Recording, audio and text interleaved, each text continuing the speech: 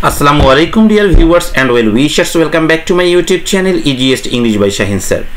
প্রিয় সপ্তম শ্রেণীর শিক্ষার্থী বন্ধুরা, আজকে আমি তোমাদের সঙ্গে আলোচনা করছি তোমাদের ষান্মাসিক শিক্ষণকালীন মূল্যায়ন 2024 ডিজিটাল প্রযুক্তি। হ্যাঁ, প্রশ্ন নির্দেশনা দেখে প্রস্তুতি নাও, অর্থাৎ আমি আজকে যে প্রশ্নগুলো বলে দিব এই প্রশ্নগুলোর প্রস্তুতি নাও। যখন তখন তোমাদের যদি শিক্ষণকালীন মূল্যায়ন নিয়ে নেয় তারপরও তুমি সবচেয়ে ভালো রেজাল্টই করতে পারবে। সেই সঙ্গে বলে রাখি, আজকে আমি যে প্রশ্নগুলো বলবো এই প্রশ্নগুলো সাজেশন আকারে কাজে লাগবে তোমাদের ষান্মাসিক শিক্ষণকালীন মূল্যায়ন নয়, ষান্মাসিক চূড়ান্ত মূল্যায়নে। এবং তোমাদেরকে আরও বলে রাখা ভালো, আমি ষান্মাসিক যে চূড়ান্ত মূল্যায়ন পরীক্ষা হবে 7 জুলাই থেকে শুরু, সেই পরীক্ষার আমি চূড়ান্ত সাজেশন এবং চূড়ান্ত উত্তর সাজিয়ে দিব আমার এই চ্যানেলে। তোমরা সেগুলো পেতে চাইলে অবশ্যই কমেন্ট সেকশন লিখে ফেলো তোমরা কে কোন স্কুল থেকে দেখছো এবং তোমাদের নিজ জেলার নাম লিখতে ভুলবে না। প্রিয় শিক্ষার্থী, চলো কথা না বলে চলে যে মূল পর্বে। প্রিয় শিক্ষার্থী, আমি প্রথমেই তোমাদেরকে দেখাবো হচ্ছে 3 নম্বর অধ্যায় থেকে। মোট 5টি অধ্যায় করবো আমরা। 3 নম্বর অধ্যায়টাকে দেখে নেই। এই যে অভিজ্ঞতা নম্বর 3, এইখান থেকে আমাদের যে কাজগুলো করতে হবে, এখানে সেশন 1-এ যে কাজটি রয়েছে 2 জন পেশাজীবীর পেশা বিশ্লেষণ করা, আর সেশন 2-এ রয়েছে আগামী সেশনের প্রস্তুতি অংশে নিজের প্রোফাইল তৈরির জন্য তথ্য ম্যাপিং করা। এই কাজটা কিন্তু অবশ্যই এই 3 নম্বর অধ্যায় থেকে আসবে, আর অন্য কোনো পড়ালেখা এই জায়গা থেকে করার প্রয়োজন নেই। চলো দেখে নেই বইয়ে। হ্যাঁ, এই যে দেখো আমরা এখন কাজ করব। নিচে 2 জন পেশাজীবীর ছবি দেওয়া আছে, ডাক্তার আর একজন কি শিক্ষক, এনাদের তথ্য দেওয়া রয়েছে। এখানে জানা তথ্য কোনগুলো, অজানা তথ্য কোনগুলো, সেগুলো এইভাবে সাজাতে হবে। প্রিয় শিক্ষার্থী, বুঝতে পেরেছ? এবং সেশন 2-এ রয়েছে তোমাদের নিজের ভার্চুয়াল পরিচিতি তৈরি। এখন নিজের ভার্চুয়াল পরিচিতি তৈরিটা কিভাবে করতে হবে, হ্যাঁ, সেটা তোমাকে অবশ্যই কি করতে হবে, প্রস্তুতি নিয়ে রাখতে হবে। এখান থেকে কিন্তু এইটা প্রশ্ন চলে আসবে। এবার দেখবো আমরা হচ্ছে শিক্ষণ অভিজ্ঞতা 4 সাইবার গোয়েন্দাগিরি। ওকে, এই সাইবার গোয়েন্দাগিরি থেকে আমাদের যে কাজটা করতে হবে, সেশন 2-এর ছকে বিভিন্ন রকম সাইবার অপরাধের ঘটনা লিখে এবং তা পর্যালোচনা করা। তোমরা অবশ্যই সেশন 2-এর যে ছক রয়েছে সেই ছক থেকে এটা করবে। এই ছকটা অবশ্যই তোমাকে কি করতে হবে, মুখস্থ করে যেতে হবে। প্রিয় শিক্ষার্থী, দেখো এখানে আমরা সেশন নাম্বার 4-এ চলে আসলাম। নিচের একটি ভার্চুয়াল পরিচিতি তৈরি করা, এইখানে যে ছকটা পাবো সেই ছকটা কিন্তু আমাকে অবশ্যই পূরণ করতে হবে, কারণ এটা কিন্তু আমাদের পরীক্ষায় রয়েছে, তাই না? চলো দেখি ছকটি কি। এই যে আমরা একটা ছক পেয়ে গেছি। হ্যাঁ, আমরা যখন সাইবার গোয়েন্দা, ওকে, এই জায়গাটা যে ছকটা রয়েছে এই ছকটা কি করতে হবে, আমাকে পূরণ করে অবশ্যই রাখতে হবে। এবং এটা সুন্দর করে পূরণ করবে, একটু করে মুখস্থ করে রাখবে, কারণ এটা তোমাকে উপস্থাপনও করতে হবে। এবার দেখবো হচ্ছে সেশন 5-এ শিক্ষার্থী তৈরি সাইবার নীতিমালা। তোমরা এরা যে নীতিমালা তৈরি করেছো বা তৈরি করবে সেটা অবশ্যই তোমাদের দেখে রাখতে হবে। এবং সেশন 2-এ যে বিভিন্ন রকম সাইবার অপরাধ রয়েছে এটা আমরা একটু আগে দেখলামও, একই জিনিস, তাই না? আর সেশন 4-এ গিয়ে সাইবার অপরাধে করণীয় নির্ধারণ, ওকে, সক, অর্থাৎ আমরা যা করব, পরিবারের সদস্যরা যা করবেন, এইটা অবশ্যই আমাকে তৈরি করতে হবে। এবং সেশন 5-এ শিক্ষার্থী তৈরি সাইবার নীতিমালা। তো বুঝতে পারছো তোমরা, এইখানে যে কাজটা রয়েছে কাজটা কিন্তু প্রায়ই একই। 2 দেখো 4 এবং 5 নাম্বার সেশনটা একটু যদি ভালো করে পড়ে নেওয়া যায় কাজ হয়ে যাবে। এবং দেখো শিক্ষণ অভিজ্ঞতা 5 আমি যদি রোবট হই।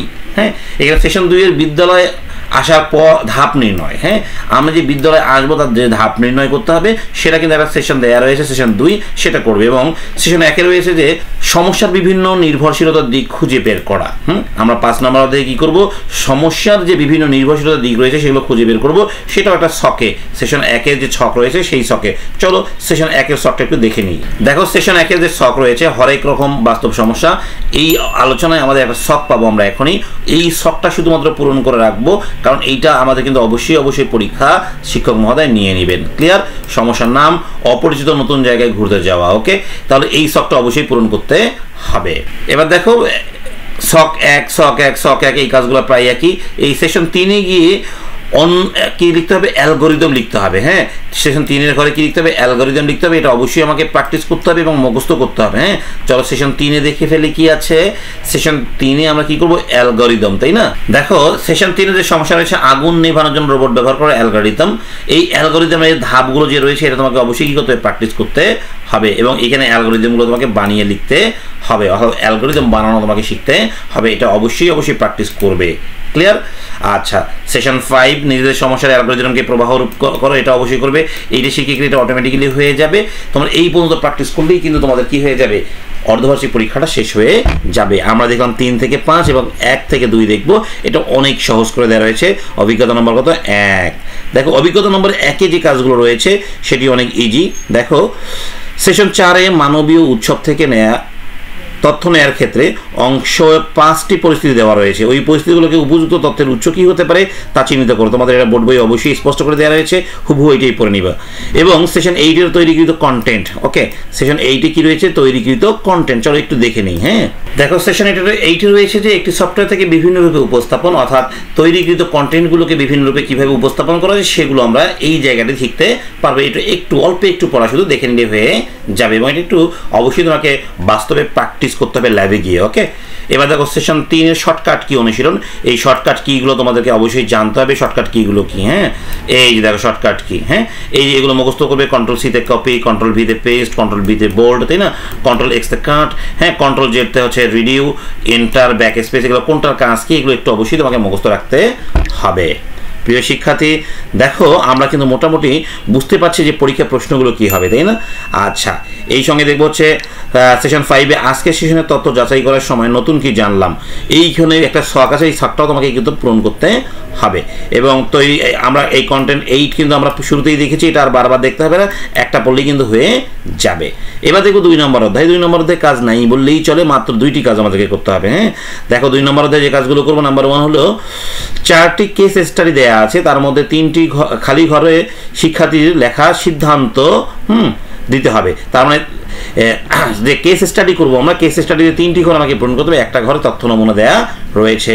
এটা কত নম্বর অধ্যায় বলো দেখি? অধ্যায় নম্বর 2। অধ্যায় নম্বর 2-এ দেখো এই যে সিদ্ধান্তের জায়গায় তোমাকে কিন্তু এগুলো লিখতে হবে। ক্লিয়ার?